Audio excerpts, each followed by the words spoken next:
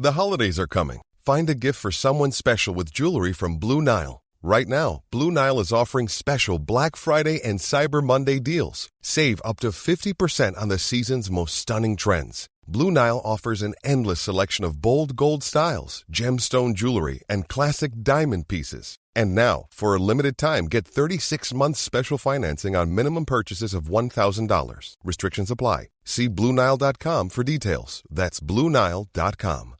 Who exactly are the football gods? Join us every week to find out. Yeah, we sit down with famous faces to offer them the ultimate footballing role. Total power over the beautiful game. From comedians to musicians, footballers past and present, we'll be exploring the big questions. Who's going to football hell? What game will last forever? And how David Seaman influenced David Beckham's style. He went a ponytail with a horsetail. They copied me and I'm well happy with that. Given the power, how would you change football? Join me, Kate Mason. And me, Tim Spears, wherever you get your podcasts. Thanks for choosing this free Anfield Index podcast.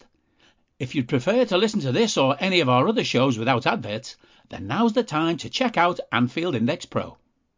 With AI Pro, you can supercharge your entire listening experience. You'll not only get all of our podcasts without the ads, but you'll have them far faster with our Quick Publish feature available exclusively for subscribers. AI Pro also puts you in the heart of our sound studio, with an option to listen to many of our shows live and interact with the podcasters in real time as the shows are recording. Upgrading couldn't be easier.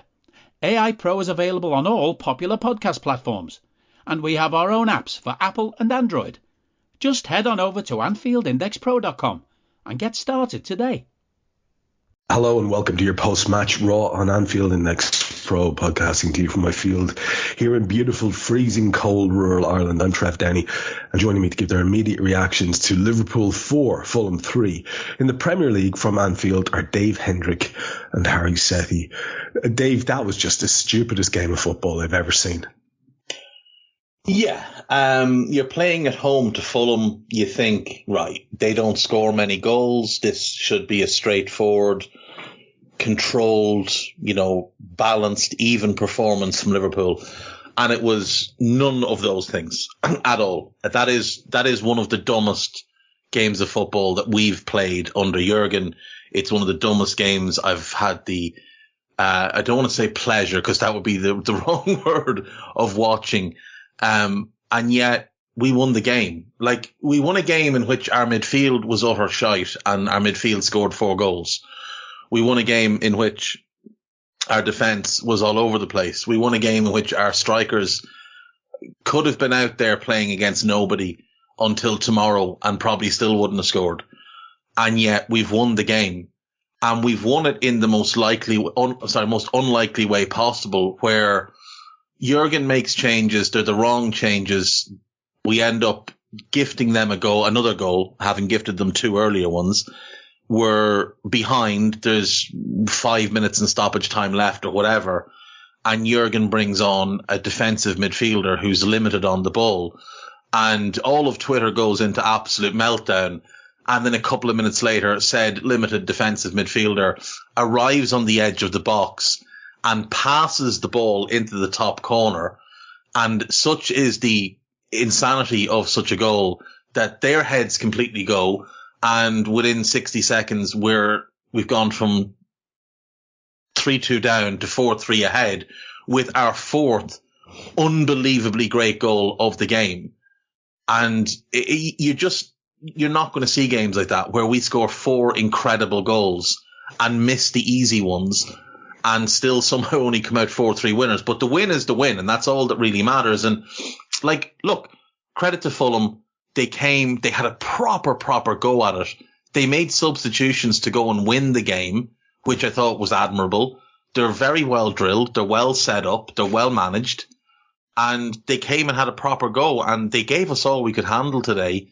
But I think, despite the fact that none of us want to live through that type of game too many times, because I feel like I've aged about 25 years in watching that game, there's real positives to take out of that in terms of the mindset of this team. Because we've seen this a few times this year, where all seems lost, we seem to be hopeless, and yet we find ways to win games, and we are going to get better. Like I've said this before, this is year one of our rebuild. Like this is not anywhere close to the finished product. And yet we're second in the league right now as we speak. We're 2 points off top. We've gone away to a bunch of tough grounds and we've gotten results. And as long as we continue to win games at home and go away and get good results, like we are a force, and we're going to be very hard bet this year because this group of lads, they just don't give up. There's no quitting this group of lads at all. Which is, in and of itself, a wonderful thing to be able to say. And I don't know about you, Harry, but it feels as if Dave's kind of done the job of the show there by going through most of the things of note. We might just wrap this one up with a quick word from yourself. The madness of it is one thing. It was a hard watch, Harry. I'd love to tell you, I'd love to sit here and say that it was, it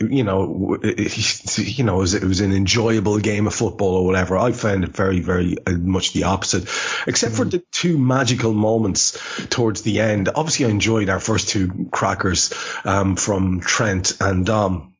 But I think Dave's right, that the psychological blow of Wataru Endo just being outrageous in the way that he was with that finish. It's so deliberate and fantastically executed.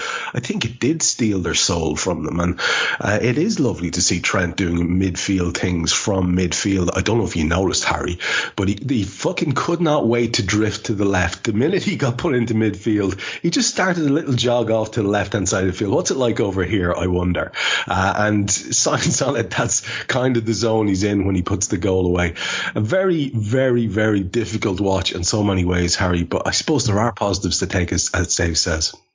Yeah, I mean, if you're trying to be cold and objective about it, and there's so many moments in terms of the goals to enjoy from this game, obviously, and as Dave's mentioned, the result at this stage is really all that matters. But I mean, yeah, that's absolutely not how you should be beating the 14th place side at home. It's probably not the way in which any of the coaches would have hoped that things materialized. And certainly, about 20, 30 minutes into the game, I was having a glance over at my fantasy team that I started playing again this year, unwisely after 4 or 5 years away from it, and just glanced at Darwin up there as a striker in my team and went, this is a mistake. And then over the next 30 minutes, he proceeded to really punish me for that. I think equally punished by the fact that I took Trent out, had the audacity to take Trent out a few weeks ago. So, that's by the by. I mean, it's in terms of the performance, I think in defense,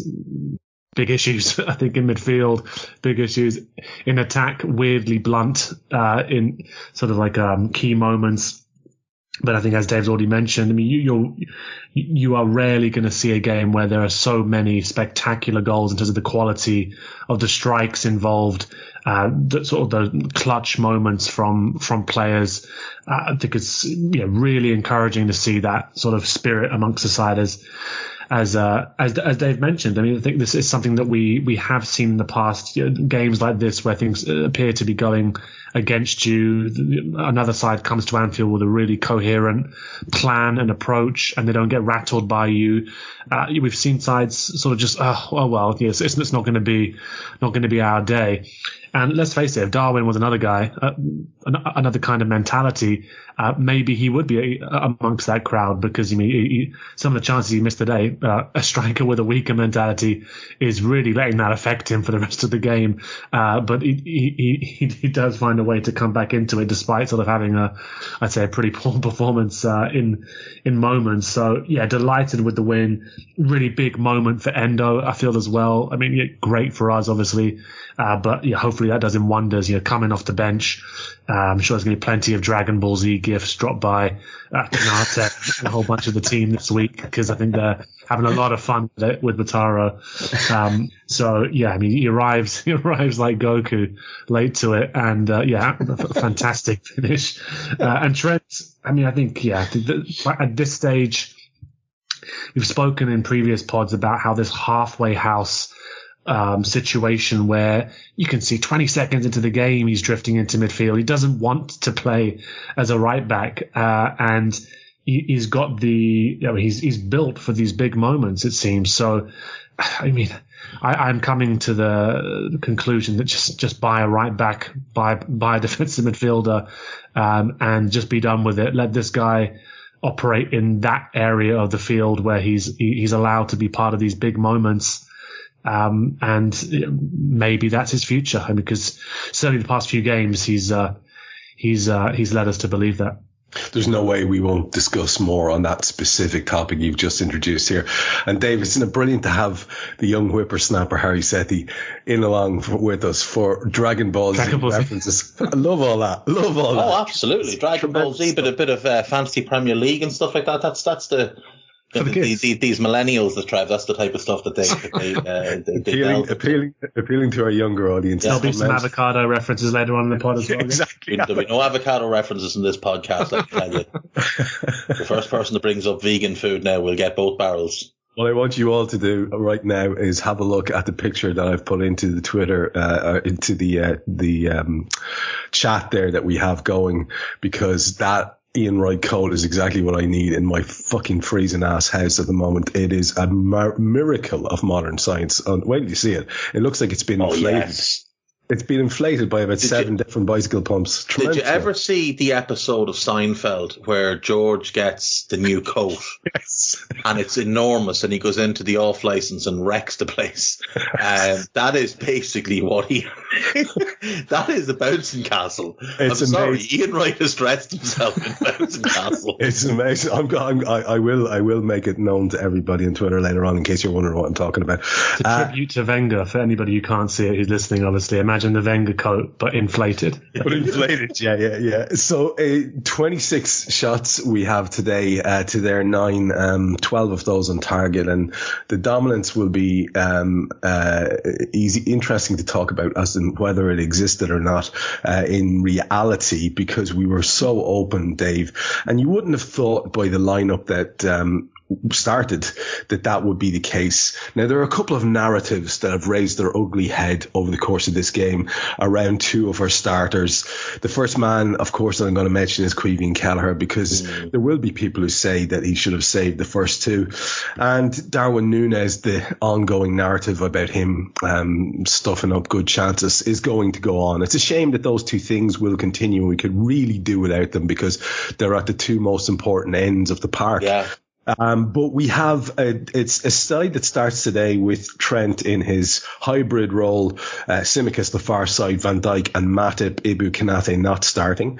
Szoboszlai, McAllister and Gravenberch was our trio in the middle, and Salah, Nunez and Diaz across the top. And with the bench, which was utilised to good effect today, of Gomez, Endo, Konate and Gakpo, all of whom came on alongside Adrian, Curtis Jones, Harvey Elliott, who I was surprised didn't get a run, Ben Doak and Kwanzaa. It's a solid looking setup, whether you agree with the lineup completely. What was your take on his selection from the start? I didn't like the midfield. I don't like that midfield three. There's no balance to that midfield three.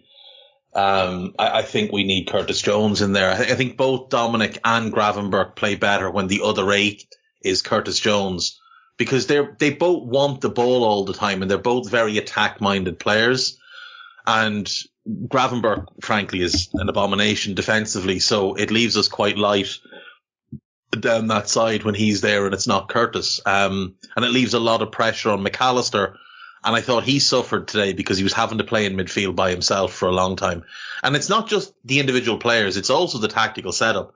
Like, for far too long in that first half, Dominic was playing really wide on one side and Gravenberch was really wide on the other side, which was leaving the entire middle of the park for either just Alexis or Alexis and Trent. And neither of them are good enough defensively, and Alexis isn't mobile enough to do that. Like, if Curtis is the one in there with Trent and Alexis plays wide on the left, that to me would work a lot better. I don't really understand why Jurgen hasn't given Curtis a good run as the 6, because the Alexis at 6 thing hasn't worked very well. Yes, people will point at the stats and say, oh, well, his stats are comparable to Rodri.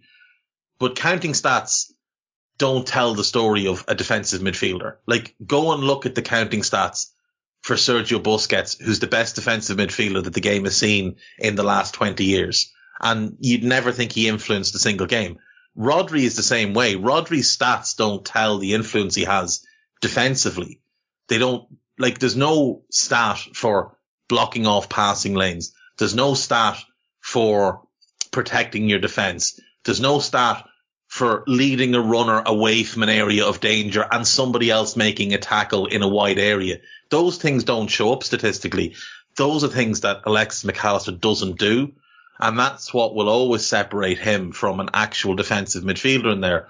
Curtis, at least, he's bigger, he's stronger, he's more athletic, he's quicker. I think he'd give us more control in there. It would allow Alexis to play a little bit further forward, rather. I think he could influence the game more. So for me, it was just, like, I understood the Matip starting thing because Ibu played midweek and we're back in the cycle where Matip is playing in the Premier League and Ibu is playing in Europe. And frankly, Ibu hasn't been great this season, so I don't have a big issue with it. But I didn't like the midfield. I did think Curtis should have been playing. I know he wasn't good against City, but defensively he was good against City. And he does make a big difference to us in terms of the control he enables us to have. Like, Gravenberch is more talented than Curtis without question, but that talent also leads to him doing risky things. Today, he only completed like 76% of his passes. That's not good enough in a midfield for us when we're going to have someone like Dominic and someone like Trent also taking those big risks.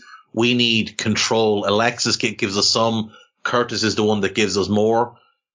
That was the one doubt I had over today. And frankly, I think it showed that, you know, that midfield just isn't viable in the Premier League, what we saw today. Yeah, hard to argue with any of that. And if our bench, Harry, was utilised to great effect, so was Fulham's. They, however, started with Leno, Ream and Bassi ahead of him in the centre-half positions, and Kenny Tete and Anthony Robinson at full-back. Robinson in particular had a great afternoon for the most part. Palhinha and Reid in the middle, with Wilson, Pereira and Iwobi operating behind Jimenez. Like I say, on their bench, they had Kearney who came on, they Cordova-Reid who came on, Willian who came on, Castagna who came on, and Vinicius who also came on. Also, they had Rodak, Ballo-Touré and Lukic. I think I've got them all there. It's an interesting setup. I know you were struggling to find a pundit for your show at one point. What did you learn in the end in terms of the perception? It was very interesting for me. I haven't seen this in a while. It was very interesting for me when I was doing this show at Jan during the week. He was just saying, I can't have this team at all. I just can't have them. I don't see a whole lot there in them. He's seen them a good few times live, and he just didn't really see a team as such. And they kind of gave the lie to that today in a way. What was your take on the way they went? Was it as expected? And any surprises in terms of their personnel? Hey, this is Chuck the Goat from Goat USA. I wanted to break into your podcast and tell you about the new Goat USA store at Garden State Plaza. Check us out next to Seasons 52 across from Fogo de Chao. Be the goat by wearing the goat and gift your loved ones with the greatest apparel of all time. Heavenly soft and incredibly durable, Goat USA sweatshirts and joggers are the most outstanding gifts this holiday season. So come see us at Garden State Plaza. And if you don't know, you soon will. Goat USA. Apparel for kids and adults. Chuck out. Are you that person who has everything? The coolest merch and those must-have fan threads? Well, over at our Anfield Index shop, we've gone that extra mile when it comes to pimping up your Liverpool collection. From our popular range of bespoke design t-shirts, sweaters, hoodies and hats, to our signature edition mugs, prints and coasters, all provided with fast worldwide shipping. We have something for every red. We also stock official LFC merchandise and are licensed with the Premier League and UEFA to sell official iron-on shirt badges and sleeve patches. As a listener to this podcast, you can get 10% off everything with coupon code AIPRO10. Just head over to AnfieldIndex.shop or find us on Etsy by searching for Anfield Index.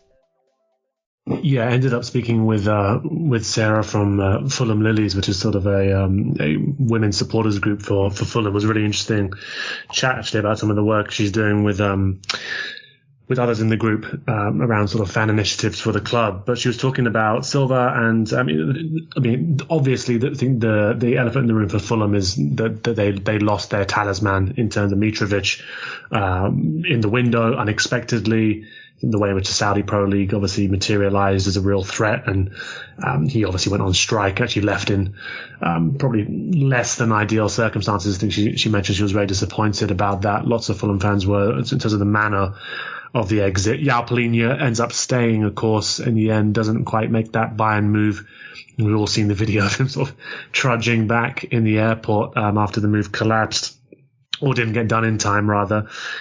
So there's a couple. I mean, obviously, Palhinha has come back into the team. I think Kearney had been out for a while and has recently come back into the team. I think it was against Man United he came back in.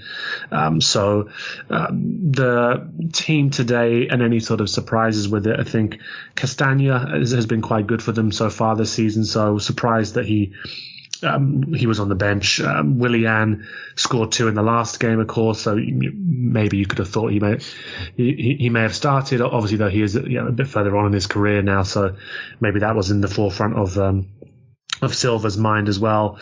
And Decordova-Reid has been quite an important player for them as well. But you look at them, and I see what you mean. On paper, you can look at it and think, well, this is a team of individuals. How well do they necessarily gel together? But I think that you saw in the game, I thought it was a really, really coherent plan, very clear on what they were doing, backed each other up. You can see just how important Palhinha is to that team as well. I think Iwobi has really made himself into a solid citizen in terms of the way in which he contributes to the side. It's sort of changed, I suppose, the kind of player he is now, as opposed to the sort of more attack-minded player he was trying to be earlier on in his career. I thought he worked very hard for the team today. Jimenez, I think, they're clearly without that out-and-out goal-scoring threat in terms of their centre-forward, but he's trying to do those other things around sort of bringing people into play,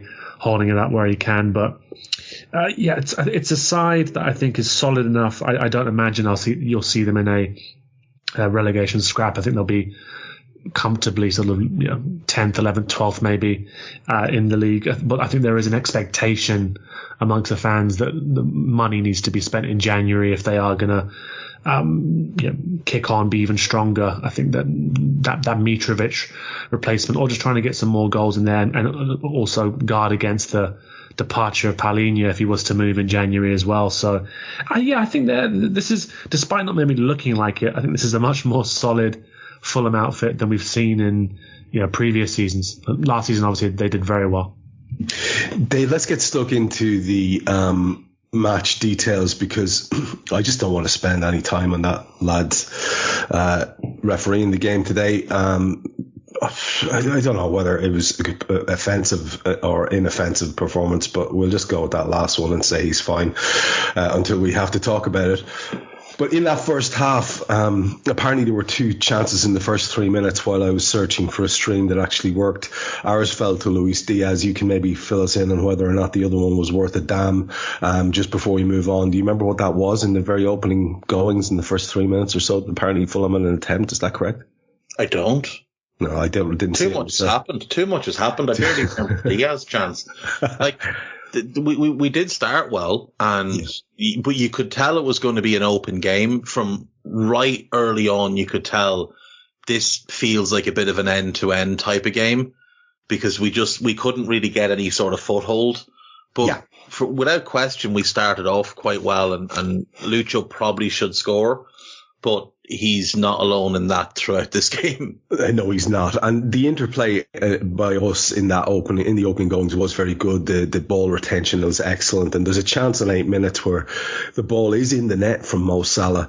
Dominic has a shot. It's spilled by Leno. Luis Diaz goes sort of in on him. The ball breaks to Mo and he finishes. Now, VAR apparently were checking for offside as opposed to anything to do with the challenge by Diaz. And it was decided that he was offside, so nothing came of that. Leno was down as a result of that challenge for 4 to 5 minutes, at least, and that's all tacked on to the end in a very big chunk at the end of the first half. I thought Szoboszlai was quite bright in the opening goings. Very interested later on we get a chance to talk about the substitutions. They seem to be a little bit mad, but I do understand that Szoboszlai can't be brilliant game in, game out, especially at this early stage of his adaptation to a new team and without the kind of player to shield his offensiveness that you would want. But we do go ahead on 19 minutes. It's from a Trent wonder hit. In fact, I think it's Szoboszlai who draws the foul that leads to that free kick with a bit of decent play. And he puts it, Trent, right in the top corner. It comes down off the bar. Now, it does look like it's going to bounce outside the line. Just the trajectory of the ball would suggest that. It goes in off the back, at the back of the keeper as he's diving way too late to get to it. And apparently it has not been given to Trent, the goal. I think letter of the law, that's probably fair enough. But just stay with me until we get the equaliser, because I want to get your take in this opening section. It was a Van Dijk adventure forward on 23 minutes where he ended up high up on the left-hand side of the field. More of that, please, Virgil. It was very nice to watch him surge forward with the ball at his feet very decisively. And on 24 minutes, sadly, after that, we are 1-1 with Wilson. They work it well down the left-hand side. The Wilson gets to a low cross, and he finishes under and off the leg of Caoimhín Kelleher, the leg that's underneath him. It's too easy, and I'm going to be saying that on, I think, the concession of at least all three of their goals. It's too easy. It's defensively poor. So plenty for you to get your teeth into. Our goal, their goal, and anything else you want to for the first 25. Yeah. The Mo goal, quote unquote, that's disallowed. Diaz is offside when Dominic shoots. But my issue here is Bernd Leno is down for 5-6 minutes getting treatment for a head injury. I really don't understand how that's not an automatic substitution. I'm sorry, but I don't want to hijack the pod, but this has bothered me for years.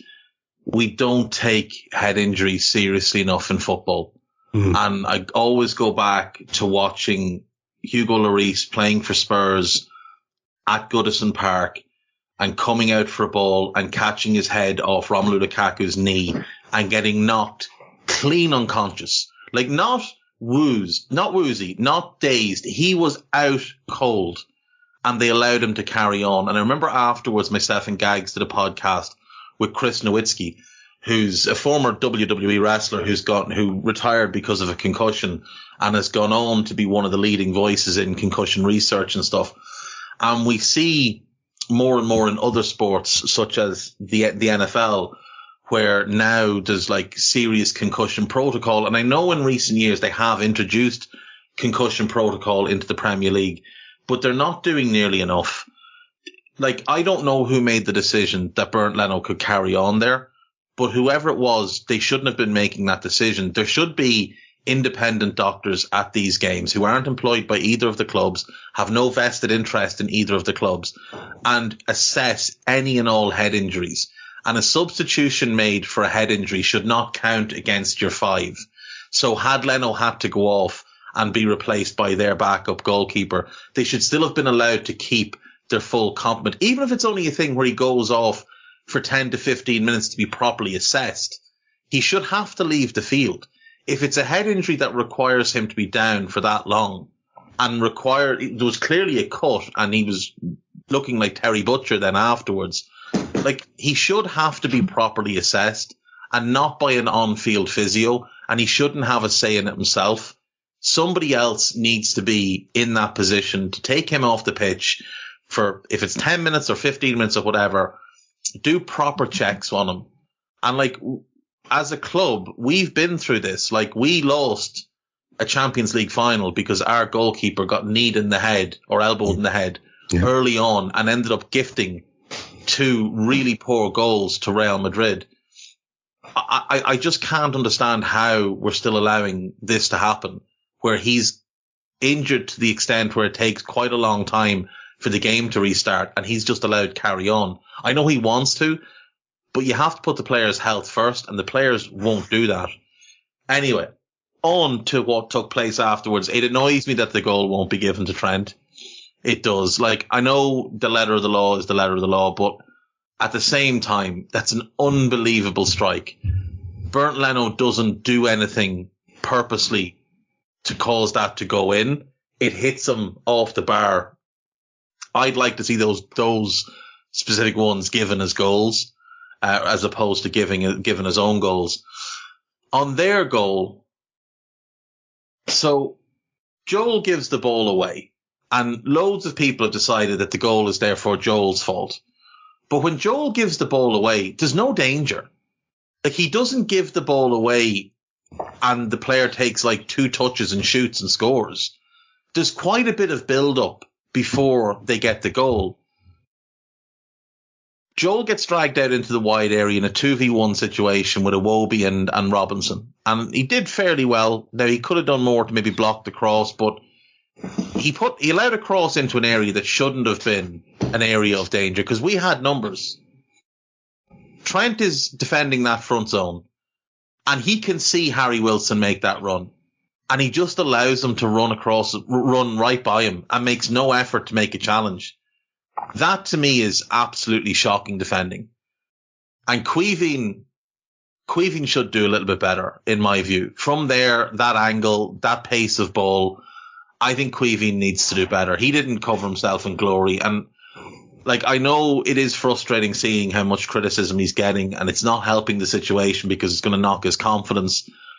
But like, Brundish has some numbers up for Caoimhín Kelleher as Liverpool goalkeeper, and the number of goals he's conceded. And after today, Caoimhín Kelleher has conceded 27 goals for Liverpool, from an XG of 23.78.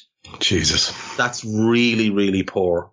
Like, really, really poor. So, like, the thing is with goalkeepers like Kelleher, like, you know how you're always looking for a good backup goalkeeper, but the problem is that nobody can really be a good backup goalkeeper for a long time because they don't get enough games. And we talked about this earlier this year with Caoimhín. He just doesn't get enough games. He doesn't have enough experience for his age to have played as little as he has. That is going to stymie his development. It is going to ruin whatever possibility he had for becoming a top-level goalkeeper. Like, you look at Aaron Ramsdale, for example, right? Now, we all know he's a flawed goalkeeper, but Aaron Ramsdale was picked in the team of the year last season. It was a joke because Alisson should have been in, but Ramsdale was still one of the 3 or 4 best keepers in the league last season. And you look at him this season, and he came in for the Brentford game for Arsenal last weekend, and he was an absolute shambles. Now, a big part of that is confidence. His is gone. But it's also repetition. It's also experience. It's also minutes that he hasn't had. And with Caoimhín, he hasn't gotten the games. So yes, a couple of years ago, he was a great backup goalkeeper for us. Unfortunately, all that's going to happen when a goalkeeper doesn't play, any player doesn't play for basically 2 years, is they're going to stagnate and then decline. And that's what's happened to him. And at 25, he has already regressed from where he was at 22, 23. And that's a concern. But it's completely understandable. Like, in no way is it on him. It's on the club. He should have been loaned out last season.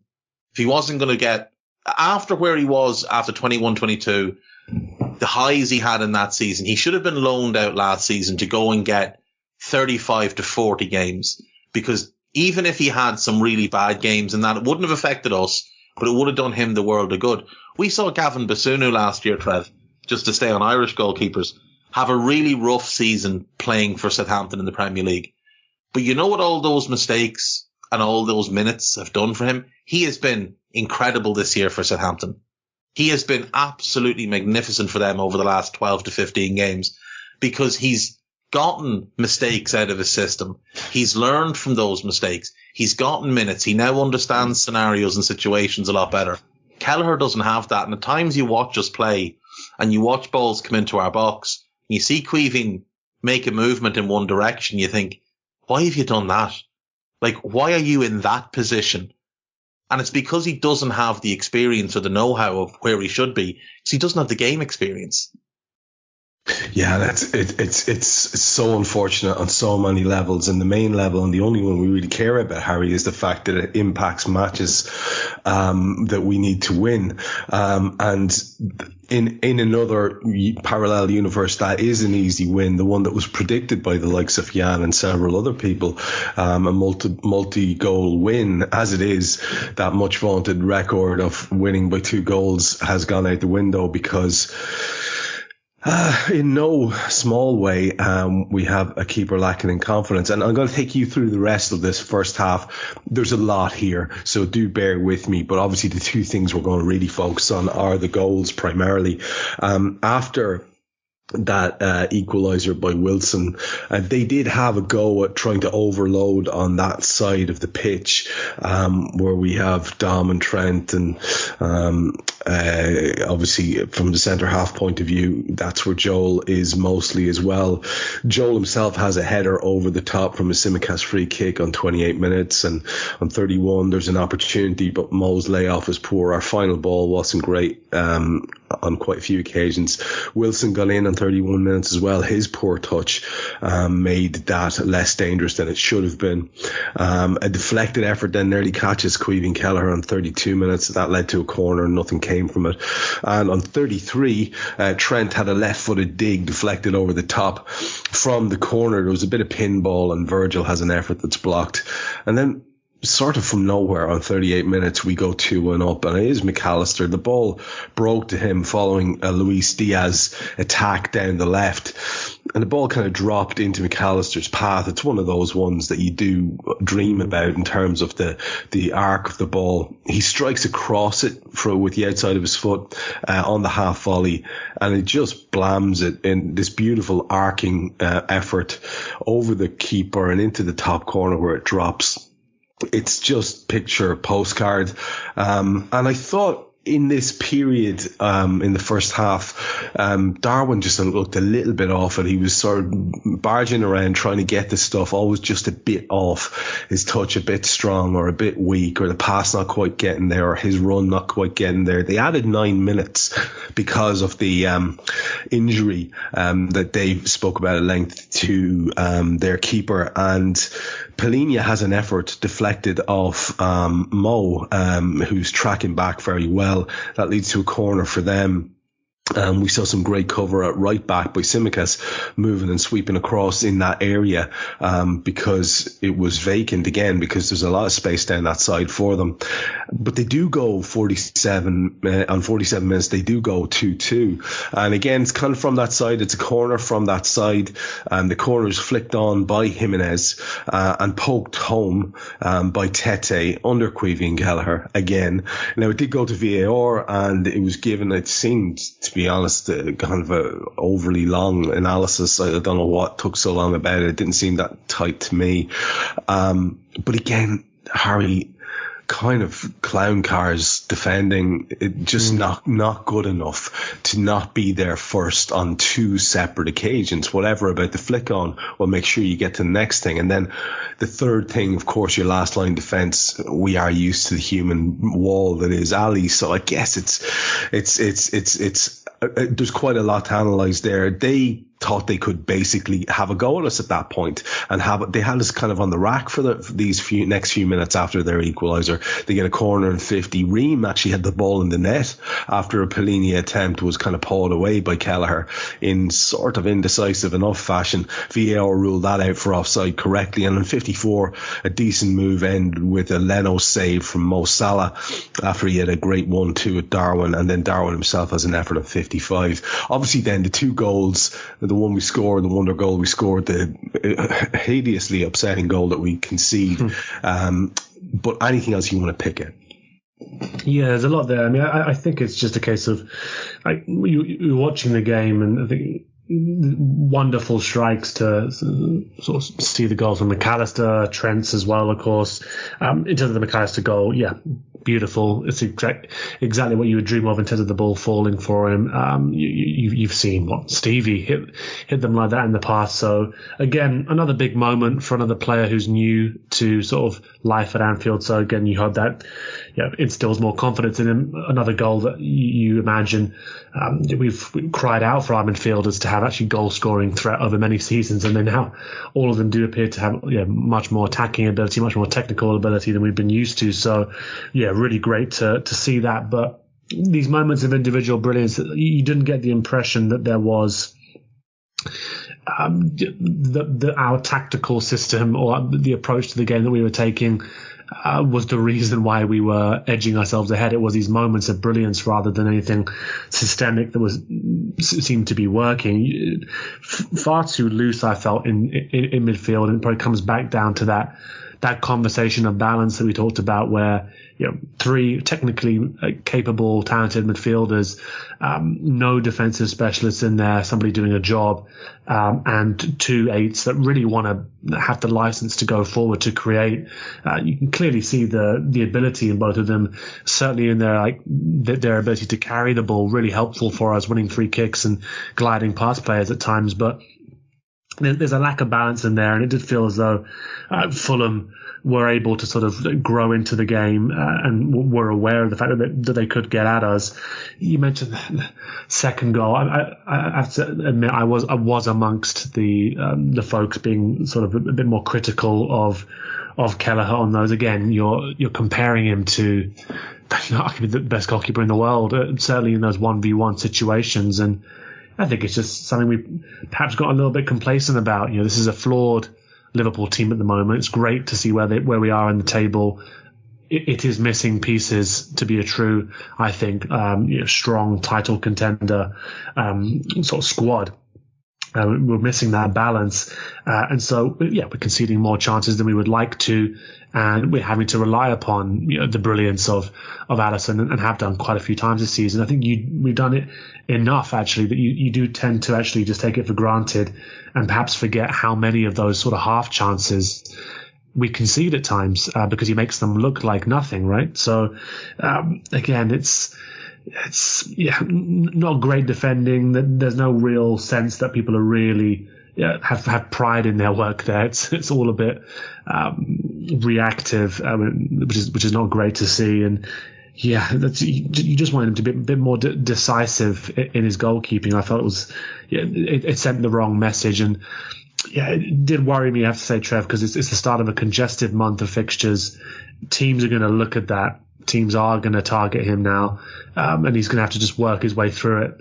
So completely agree with what Dave said about his development and its stalling. But we got to half time there, felt it was going to be important for us to a meaningful halftime chat, talk about perhaps being a little bit more composed and a bit more positionally disciplined.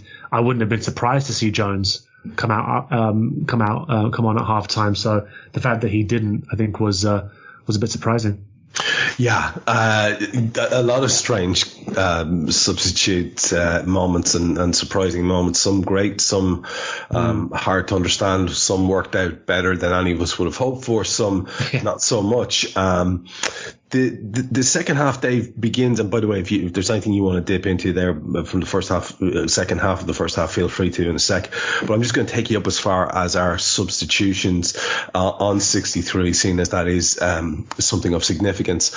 Nothing much happens in the opening 5 minutes or so. In 50 minutes, there is a Darwin attempt blocked by Bassi, which led to a corner, and Dominic has an effort from distance, which he drags wide of the near post on the left hand side, and on 52 another Szoboszlai effort from distance, but it's very much straight at the keeper. There's a minor spill, but Mo can't really get to it. 52, there's another great break, this time led by Salah. He plays in Darwin and he blams it off the bar. And, that's one of, I guess, the chances that people are raising their eyebrows at and talking about, and it will form the narrative of Darwin Nunez and his reliability in big moments. A tame effort from Luis Diaz on the 54th minute after cutting cutting in from the left, pretty much shoots at the keeper, one of those kind of token efforts.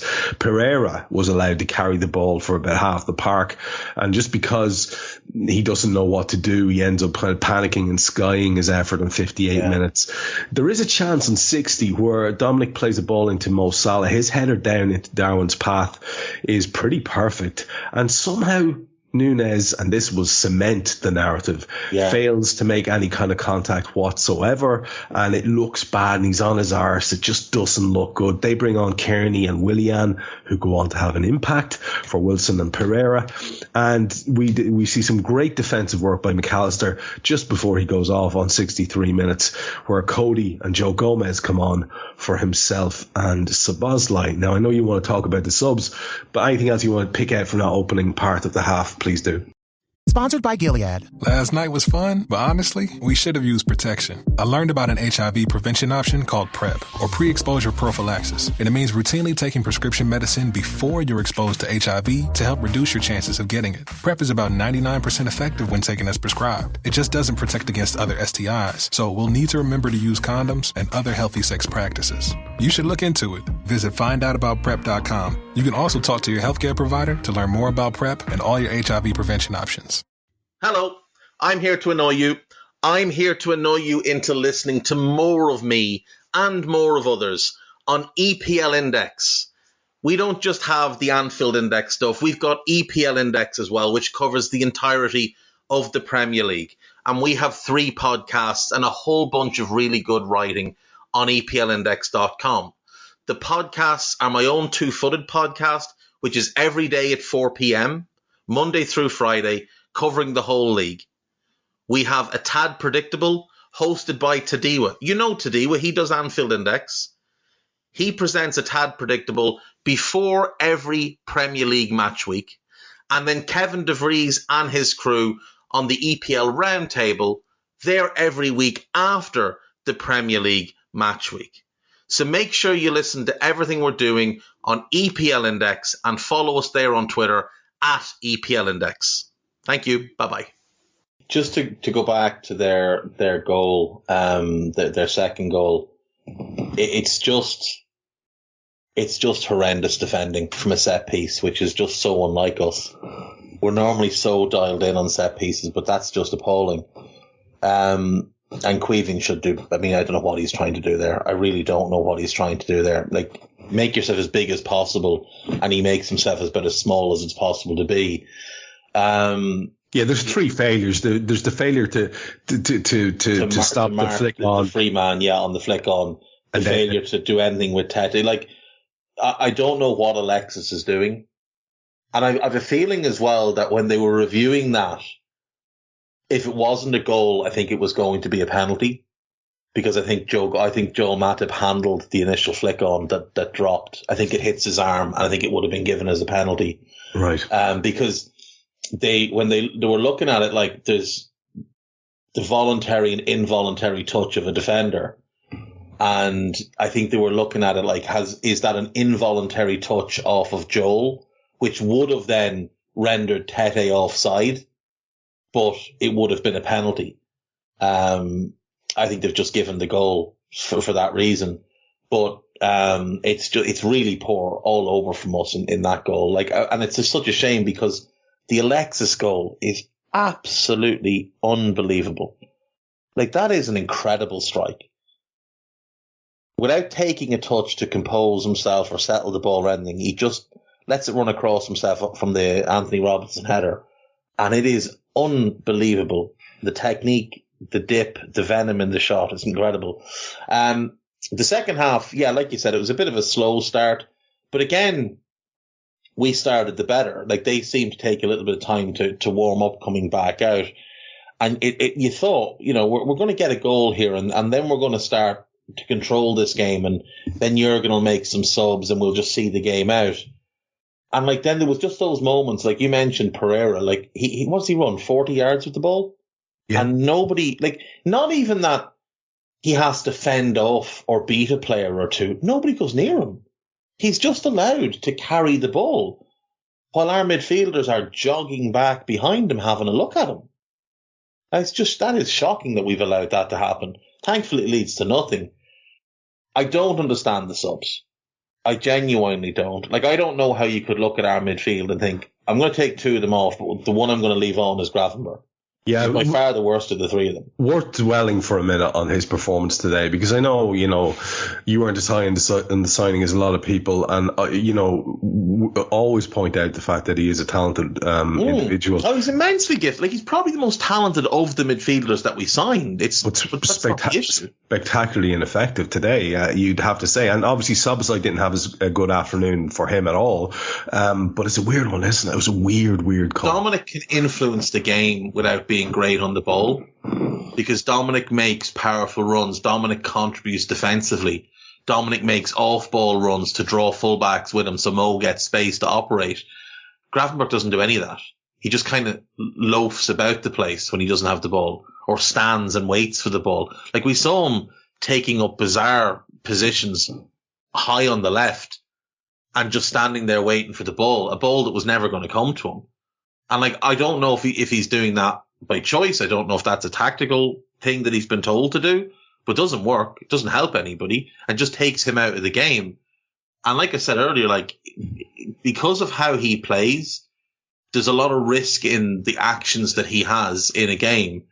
And at the moment, he's just not good enough to take those type of risks, because he doesn't complete enough of them. And it hurts us. Like, it hurts us defensively.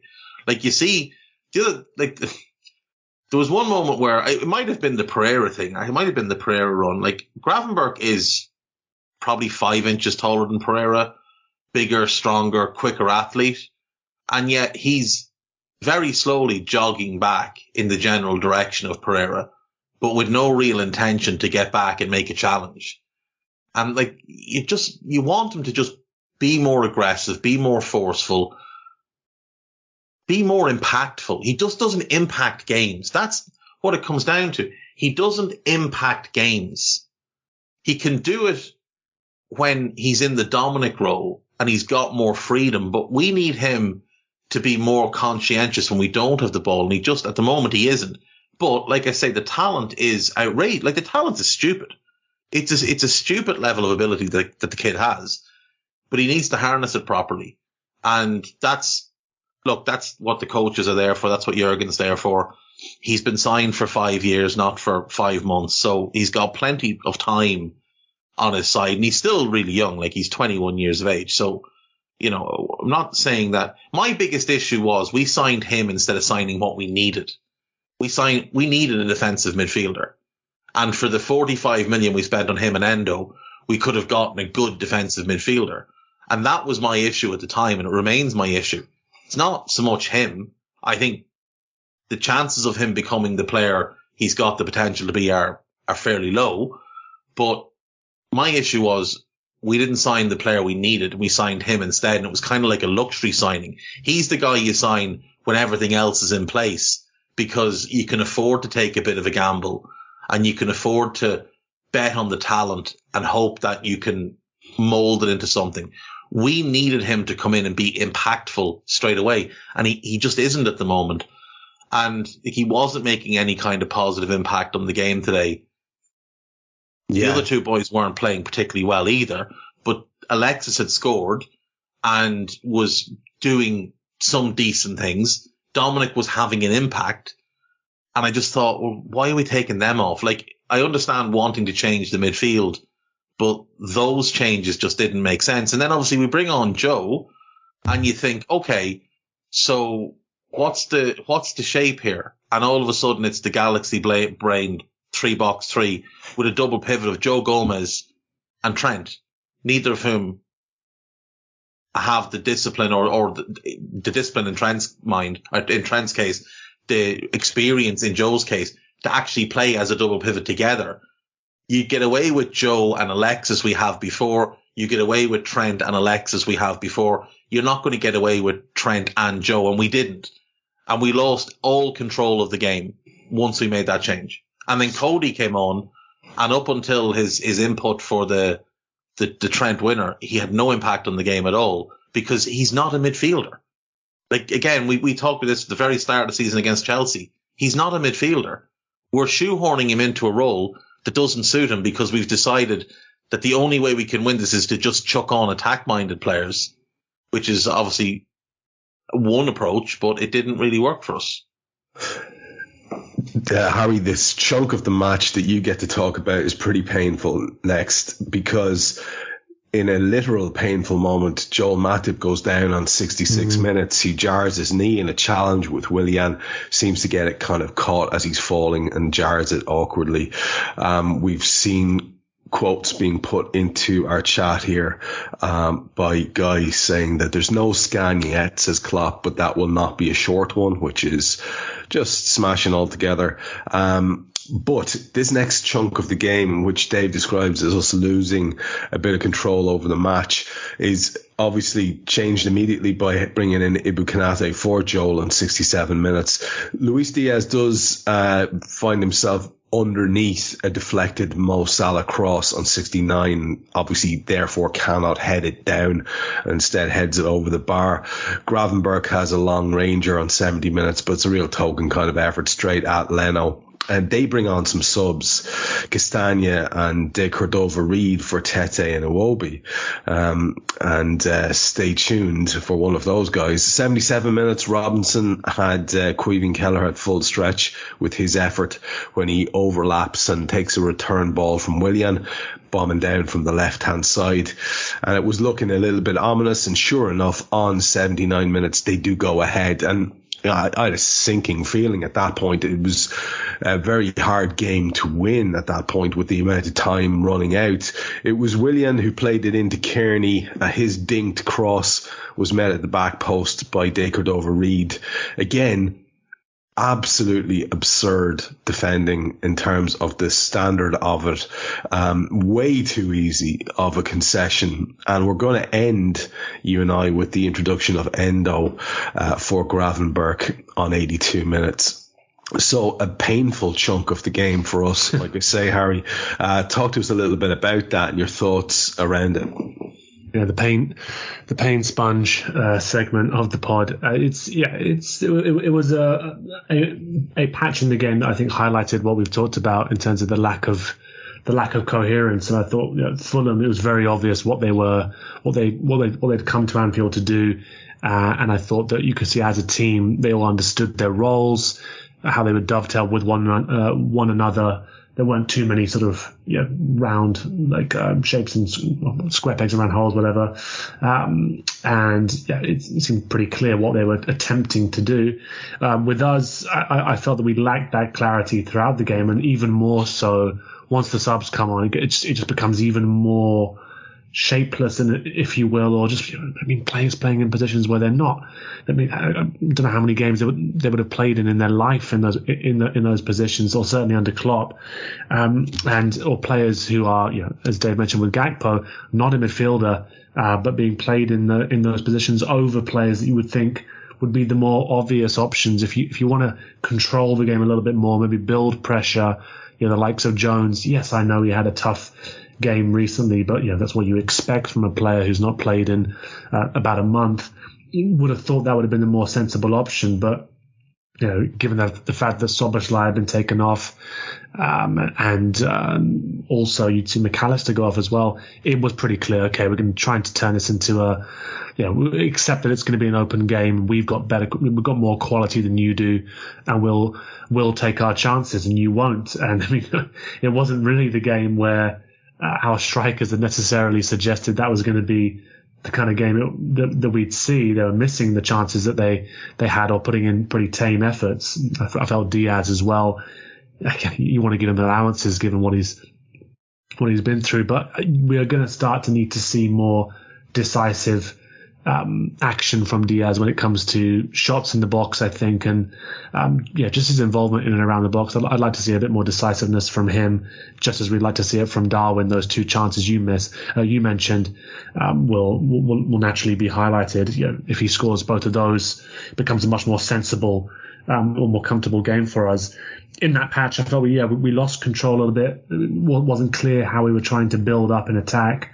with Matip going off, you lose that marauding ability and some of the ways in which he's able to thread passes through for us. Konate can do some of that, but not to the same level. So I just felt that we were sleepwalking a little bit in this phase of the game, and that's always dangerous, especially when an opposition's already scored 2 goals against you and gets the sense they can lay a glove on you. So when they did score, I wasn't altogether surprised by it. The concession to goal, I mean, again, didn't seem like it was actually very well defended. I mean, Tsimikas is always at a disadvantage once that cross does come in.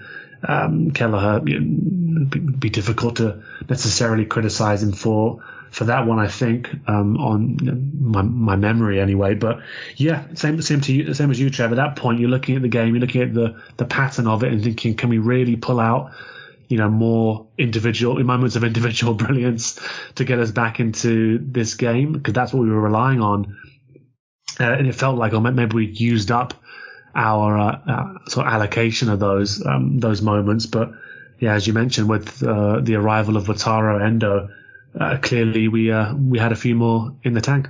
Now, I want to split the 2 goals between you and Dave, so I'm going to give you a chance to talk about Endo's goal in a second, but just a word quickly on the Joel Matip injury, because it is of significance with this congested fixture list that's coming up.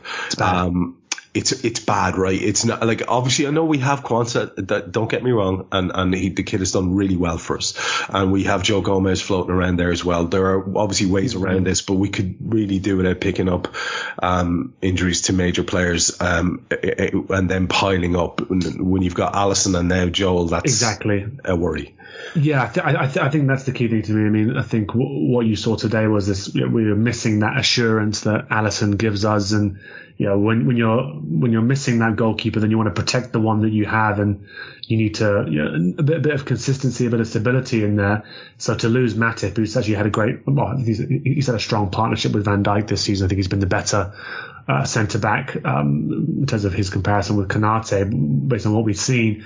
Also, what we have seen is Konate isn't reliable fitness wise, so to expect him to suddenly come in from the cold and play in what is a congested part of the season is a bit of a worry as well. Of course, Gomez is there, of course, Quansah is there, but you don't want to be relying on multiple changes to that area of the pitch when you're already missing such a pivotal player in Alisson. So it is obviously a concern.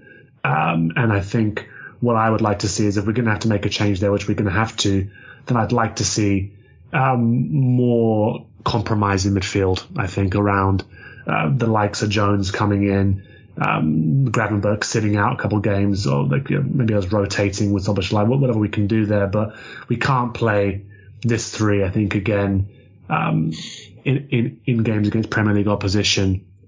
With the defensive absences we've got as well, I think we need to be a bit more sensible there and rely on our attackers to do the job.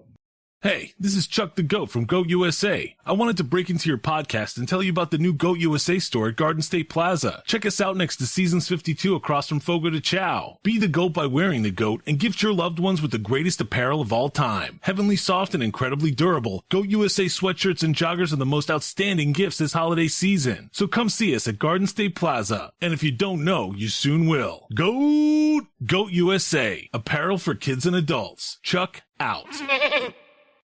I don't need a VPN. I've got nothing to hide. This is what I used to tell myself before I hooked up with LibertyShield.com. Not only is my home internet now fully encrypted, but I can now access all the websites I want, whenever I want, and do so from absolutely anywhere. As a Liverpool fan, I love to know I can now watch every match, regardless of whether it's on UK TV or not. My Liberty Shield VPN makes sure nothing is blocked and guarantees me super fast streaming speed throughout that match. You can get connected right now with their software package, which includes a 48-hour no-obligation free trial and instant access to their apps for Apple, Android, Fire TV, PC, Mac and Android TV. Or go a step further like I have and get one of their pre-configured VPN routers. These small but powerful devices allow you to easily connect every device in your home to VPN, making it the perfect solution for smart TVs, Mac boxes, and games consoles. Visit libertyshield.com today and use coupon code AIVPN25 to get 25% off at checkout. Now relying on our attackers to do the job in the form of the incredibly gifted Wataru Endo in terms of his attack. We bought him as a defensive specialist. He comes on, and I could not be happier for this kid because it is a wonderful goal that he scores. It's great work by Mo, good hold-up play, and the layoff is perfect. But honestly, nobody expected this deliberate pinged shot to the top corner. It's outrageously executed. And I think moments like that can change an entire career trajectory at a club for somebody. That can make that could make that guy feel like $1 million, which could have a massive, massive impact for us. So a wonderful moment on many levels. Absolutely, yeah. I think it's really important for players like him who have, worked to get the appearances. And you did a good interview. I think it was maybe with Jonathan Norcroft this weekend, where he sort of spoke about the fact that he's obviously delighted to be at Liverpool, but he hasn't just lucked out to be here. He's worked very hard to get to the stage where he's considered, an eligible option. Naturally, he wasn't sort of what we were expecting in terms of the kind of players that we were pursuing or hoping to pursue in that position. But he's come in, and I think he's another one who I think probably adds to the mentality here, right, amongst the group. He's an international captain, loads of experience, clearly a very thoughtful guy as well. I mean, he's got that blog and written some books on football. So it's, I'm sure in his private time he thinks a lot about the game. And we did hear from some people who watch the Bundesliga. He's handy. He is handy when it comes to chipping in with goals, which is a bit of a sort of surprise from a more defensively minded player. So maybe I promised I wouldn't mention avocado, so I won't. So just another reference for the kids. I think that Endo would be described. I think that they would describe him as he's got that dog in him, Trev. I think, which is a phrase that has been bandied about on the interwebs at the moment. He might not look like it from looking at him, but I think he's got a bit of it in him. Yeah, well, if he's writing his own blog, he obviously knows ball as well, which is tremendous. Dave, obviously I want to give you a chance to chat about that wonderful goal by Endo. Feel free to do it. But the moment that we did not dream of expecting, really, all but the most optimistic would have thought, I guess we've done okay to get this point. It's a bit underwhelming, and yet the nature of Endo's goal would have maybe given us enough of a platform to do a little bit of a smile. But when on 87 minutes we go 4-3 ahead, like you said earlier on, if Endo ripped their soul out, well, Trent Alexander Arnold does a bit of a dance on it. It's absolutely fantastic. It's this guy playing in midfield. It's a Cody Gakpo shot which is parried. Darwin, I thought, did very well to make sure that he helped the ball across the face of goal. There was another touch, and the ball breaks to Trent. Now he takes one touch to set it up, and then on the half volley very deliberately drives it to the corner low, and it is beautifully executed, a proper goal. You look at his celebrations, there's echoes of Gerrard, and he looks very, very happy. He's doing his shushing celebrations, and the 7 minutes that were added, the introduction of Vinicius had no impact whatsoever.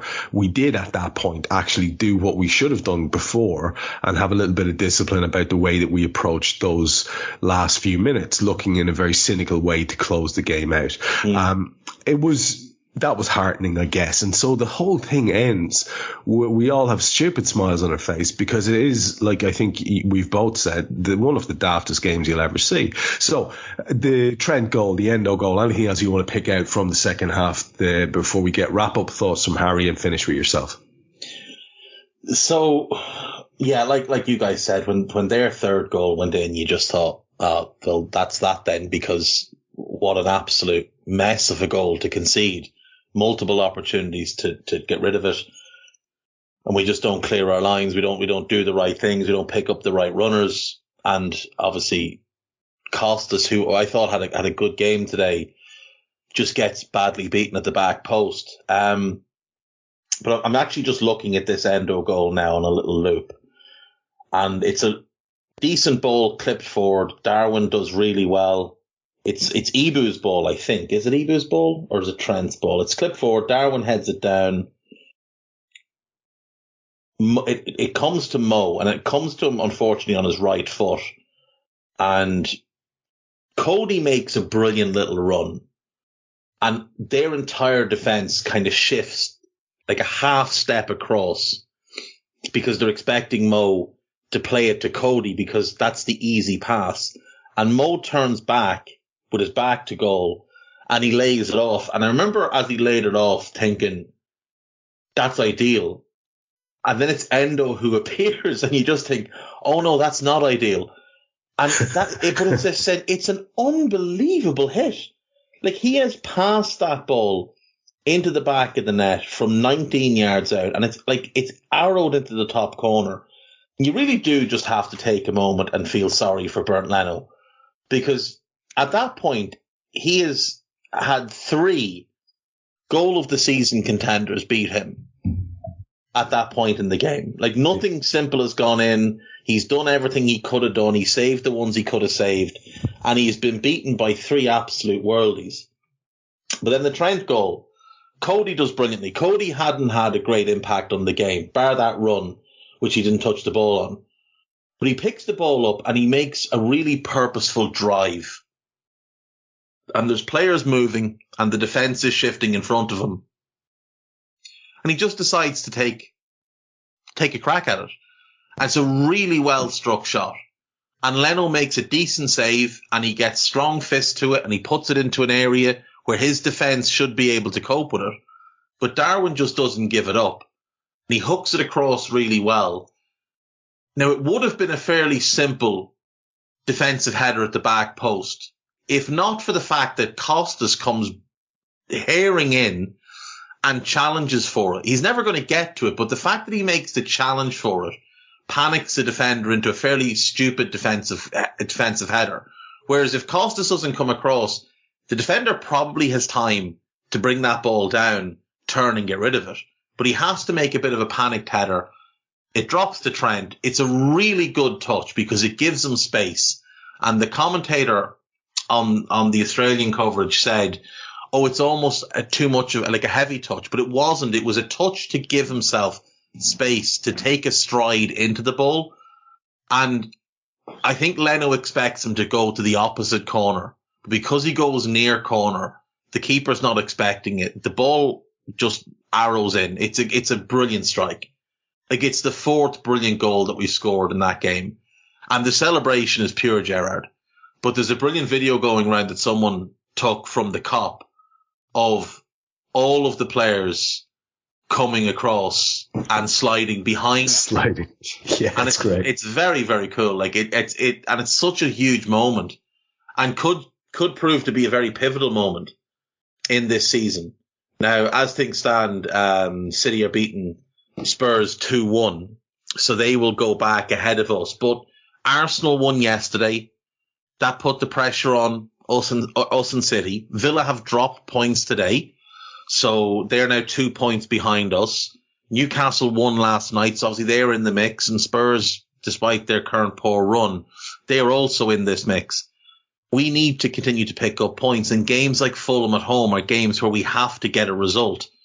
But we've gotten the result today. We've gotten a really good result today. It doesn't really matter how we got there, because you know, and Harry knows, at this point of the year, the games come so thick and fast that all you're looking for is to get points on the board, because you don't win a title in December. You don't clinch top 4 in December, but you can lose it in December.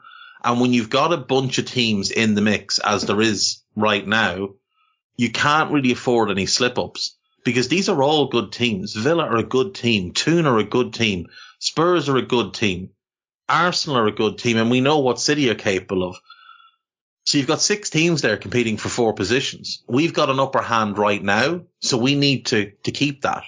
And we need to keep banging home the advantage that we currently have on those 3 teams below us. And this was the start of a little favourable run of 3 games where we can get 9 points on the board going into a home game against United, who are awful, and that should be another 3. And then it's Arsenal. And if we can roll into that game having ripped off what would then be 4 straight wins, That'd be really positive and will put us in good stead for them to come into Anfield. And if we were to beat them, even if they've matched our results beforehand, if we beat them at Anfield, we'll go above them. And the psychological boost that going top can give you this far into the season. And remember, at that point, that's game 19. So you're halfway through the season. To go top halfway through the season, or, you know, if City are above us, so be it. But they'll have gone off to play in the World Club Cup, so they'll be missing that game week. So we beat Arsenal, we can go top of the league if everybody matches results and we win our next 3. And that could just be a huge thing for us. To go get to the halfway point and go, we've breezed through Europe. Hopefully we'll still be in the League Cup. We're top of the league. We play Arsenal again in the FA Cup. We've just proven we can beat them. And that could be a great springboard for us. Really, really could be a great springboard for us. So, yeah, there's a lot of things about today that we'd probably like to change, but the benefits that we can get from today, Alexis getting a great goal, Endo getting a goal, Trent getting 2 goals. Like, let's give him credit. He scored twice today, whether one's been taken off him or not. Like, those type of things are positives to work from. And then the negative stuff, a lot of that can be changed in January. Go out in January, get yourself the holding midfielder you need, maybe add one more in defence. We might be forced now into buying someone in January in defence, because I don't like that sound, that quote at all from Jurgen. No, it's not. Like, that's a non-contact injury. Yeah. Where he's landed on the 3G surface next to the grass, and you'd wonder, has something in his knee just popped? Like, that could be season ending with the way Joel tends to take a long time to come back. Even if it's not an ACL, it could be something that keeps him out for 4 or 5 months. Yeah, well, as someone who did their Achilles on just such a surface wearing studs like an idiot, I can only heartily relate. We'll be back to you, Dave, just for your last few thoughts in a minute. And Harry, let's get yours now, because as Dave says, at least if nothing else, that mental game keeps us on track with the outside possibility of the mythical top at Christmas situation. Yes, it will require a lot. There's some very difficult games between now and achieving that, should it be a possibility. But at least we are still on track to do it. And maybe what Dave was referring to as favourable games, like the next 2 against Sheffield United, where we go to them and then we go to Crystal Palace. Not easy by any means, but they are games that we would expect to win. Maybe one of those will be a game that we'll actually win in the correct fashion by scoring and then scoring again and then scoring again, and not doing any of the concession crack at all. But who knows? So I want to get your wrap-up thoughts now, and anything you want to plug at the end, please. Yeah, no, I think you mentioned those 2 games coming up against Sheffield United and Crystal Palace. Yeah, there'll be rivalry counts ahead of both of those. Obviously the Sheffield United game coming on Wednesday. I think those are both examples of games where we need to win them in a different way. Hopefully, of course, the results are all that matters at this time of year, as we've all sort of relentlessly said, but I'd quite like, just, a chance has been created for Darwin. Darwin Nunez has scored the goal. It's 2-0. Oh, fantastic. 3-0. Great. Salah's got 200th goal. Great. We can move on. We need games which aren't great games. I don't care about the great games. I'd quite like just to get sort of these games out of the way with as less narrative as possible, really, across the next 2. We need to be a bit more sensible in terms of team selection, I think, and realize that we are not, we don't have Alisson behind us, and we need to be perhaps a little bit more protective of Kelleher, given, again, the fact he's coming in cold here, really, after not playing a lot of football, and he's trying to fill the boots of one of the very best. So I think there needs to be a bit more sensible selection, process making from Klopp, from the coaches, less galaxy brain selections. I think, and it is weird because of course we have this unbalanced squad. So I think it's likely that we're going to see probably a few more confusing lineups, some more confusing substitutions between now and then. But end of the day, when you look at this game, all of those goals feel fantastic. Both of the players who score them, the moments in which we scored them, the late win. will do wonders for this team's mentality, that even though they know they've got probably holes in this squad, that they are able to pull out the win from somewhere, even when their backs are up against the wall. So hopefully that mentality does them well across this sort of congested period, because we know I'm saying this, that I'd like it to be a calm 2-0 win in the next two games. It rarely is the case this month. It's usually quite ugly, and you just got to get through it, really. So my biggest hope is that the attack, which I think had an off day today, returns to full force. Mo Salah remembers that there is a record for him to get. The other players remember that they don't have to try and give Mo Salah the record every single time they get into a goal scoring position. They can take a shot on themselves and be a bit more meaningful with it. So yeah, it's going to be a tough period. I imagine there'll be a few more ugly performances in this, but as Dave mentioned there, the opportunity, it is presenting itself to us. Yeah, that if we could put a few of these results together again, maintain this form up until Christmas, keep ourselves there or thereabouts, I think that's going to be the most important thing coming into January, where we do have the opportunity to strengthen. So a game in the end that was largely chaotic, plenty of goal of the season contenders that I'm going to look forward to rewatching with, I'm sure, commentary from all around the world. I'm sure there's a great South American version of it, each of those goals, for example. But yeah, a little bit more composure and a bit more sense, I think, Trev, in the rest of these games would be very welcome. And at least we get a chance to rest folks against Union Saint-Gilloise in the return fixture there. So yeah, rival recon for both of those games that are coming thick and fast for Sheffield United and Palace. So yeah, stay tuned for those. We certainly will, and it's, I think, a couple of Raws now before we get you back on to keep us in touch with the younger demographic, Harry. So I'm gonna go and try and bone up on some young people references between now. Dragon Ball Z seasons for Trev Downey and the club. You've created a monster, Harry. But we will obviously be listening to you on Rival Recon on a regular basis, and look forward to getting you back into the loop for Raw again around the Christmas time period. Dave, your final thoughts as well. Before you do, I don't know if you've seen it, but after what was quite a lackluster 3 or 4 fist bumps to the crowd in Jurgen's traditional style, there was a little bit of extra sauce on the final celebration. Seems to have had, it's a fucking big moment, and the manager is painfully aware of that. Yeah, and he should be. I mean, look, he's been here for a long time now, and he's been through these games. He's been through these kind of, the slog of December and January and how tough it can be. And he understands that a game like that, to win it the way we did, can really get momentum going. And he knows that the crowd played a huge part in that game today. Like, there was, after we scored what turned out to be the winner, every tackle was cheered. Every closing down was cheered as if it was a goal. Like, Darwin made one brilliant sprint across and challenge over on the left touchline. There was a fantastic challenge from Endo in the middle of the park as Paulinho started to open up his stride and looked like he was going to charge into our half.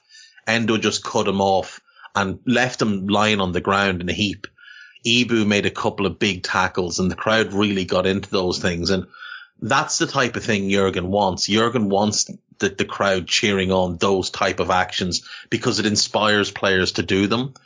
And as we said, like, the win is the win. That's the only thing that matters. And like Harry nailed it, our attack won't be that bad again. We're not going to allow that to happen against other teams where we spurn chances, where Mo, Darwin and Diaz all collectively just don't perform. Even though, Mo ends up with an assist today and he does impact the game in a positive way. Darwin has the positive impact on the winning goal. Diaz had a bit of a quieter game, but again, he's capable of having a significant impact on games. And all we need is one or two of them to start clicking, and we know the goals will come again from them. But it's a great sign for us that we've gotten 4 goals from midfield today, because we used to sit here and lament that we'd only get 4 goals from midfield in a season, when it was Henderson, Fabinho and Gini, so that's a real positive to take. You referenced the games we've got coming up. We should go to Sheffield and win. We should beat Palace and do that. And that's all we can do. Just go and beat who you've got to beat and let the chips fall where they do at the end of the season. Just do what you can do and don't worry about the rest of the teams because, leave it to them to fall over their own feet.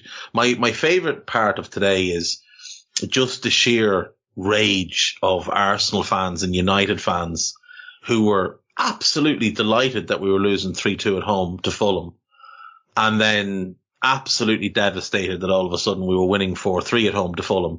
And like those type of wins, that's great as well because that's a lovely bit of needle that you can start to throw around when people have come out with some very arrogant statements like, when we're losing a game and they want to start to disparage Virgil, who frankly, for a team that conceded 3 goals, Virgil had a really good game.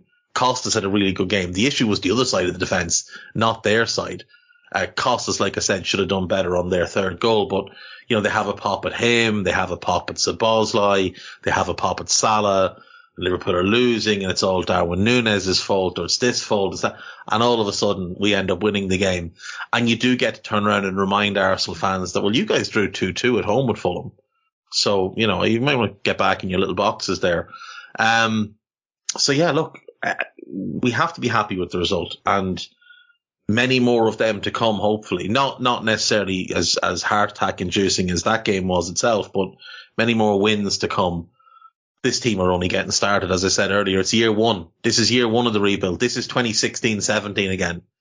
Forget 19-20, forget 18-19, forget 21-22.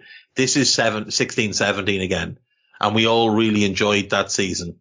And maybe that's what we just all need to do this season is just fucking enjoy it, lads. Because this is the start of something. This is not the apex of something. The reason we were all so fucking annoyed last year was because that was the tail end of that team. They didn't have another level to go or multiple levels as this team does. That team had seen their best days, had been allowed to age and decline. But this team is just getting started, and I think it's a very, very bright future for us as we look at things. One last thing, just on that game away to Union in the Europa League, I'd be inclined to send Pitaluga as starting goalkeeper in that one and just see where he is in his development. Just see how he looks. Not to say that Caoimhín should be dropped or anything like that, but just to see how that kid looks and start getting him some games, because I do feel like this has to be the last season that Caoimhín Kelleher is at Liverpool. Even if it means he's just out on loan next season and then we sell him the year after, I don't think he can continue to be the backup keeper because it really is harming his career. And from a greedy Irish point of view, I want to see that kid have a good career because it's important to our national team that we've got good competition in as many places as we have decent players, which isn't many, but goalkeeper is one of them, or should be one of them. And for that, he needs to be playing. As for me, 2-footed every day. Daily Red, probably no Daily Red Friday. I'm venturing into enemy territory on Friday, Trev. Oh. Yeah, but I'm bringing a picture of Joe Sheridan with me just to scare off any of the locals in case they get a bit rambunctious with themselves. Oh, tremendous. So you're going to be, I'll be down that neck of the woods as well. So if you do need backup, just send out the bat signal. I will. I'll just start shouting Joe Sheridan's name and you'll hear it. Might just wear a Mead jersey over and just do it and gallivant. It might be a bit cold for that type of behaviour. But I'll have 2-footed done for that day anyway, and I might do a Daily Red that's just not kind of day specific. But we all good, loads to do, plenty of scouteds to come, and obviously there'll be Raw during the week for the Sheffield United win. And I say Sheffield United win because we're going there and we're winning. We're not losing to them because they're fucking useless. They're useless. I hope you're right. I hope you're right. As Dave says, we will be with you on Raw for all the games as ever. There'll be plenty of stuff from himself and from Harry as well, and all the content generators that we have working for this channel. Some great stuff being made by people, some new innovations, constantly changing the standards for the better on this channel of ours, and it's nice to be involved with it. I have to be honest. So that was Dave Hendrick. You heard Hari Sethi. Guy Drinkle's been producing in the background for us as ever. I'm Trev Downey. We'll be back with you very, very soon. We hope you enjoyed listening to this Anfield Index show. Please be sure to subscribe to our channel so future podcasts find their way to your device automatically. There's nothing quite like fan engagement, and we'd love to know what you think of anything discussed on this show. The best way to get in touch is over on our free Discord community, where both podcasters and listeners debate the hottest LFC topics 24/7. Sign up free now at AnfieldIndex.com/Discord. You won't regret it. You can also follow us on Twitter at Anfield Index and find us on Facebook by searching for Anfield Index. Oh, and before you go, we'd love it if you could leave us a 5-star review on your favourite podcast app. It only takes a couple of seconds, and it means the world to the people who create these free shows. Sports Social Podcast Network.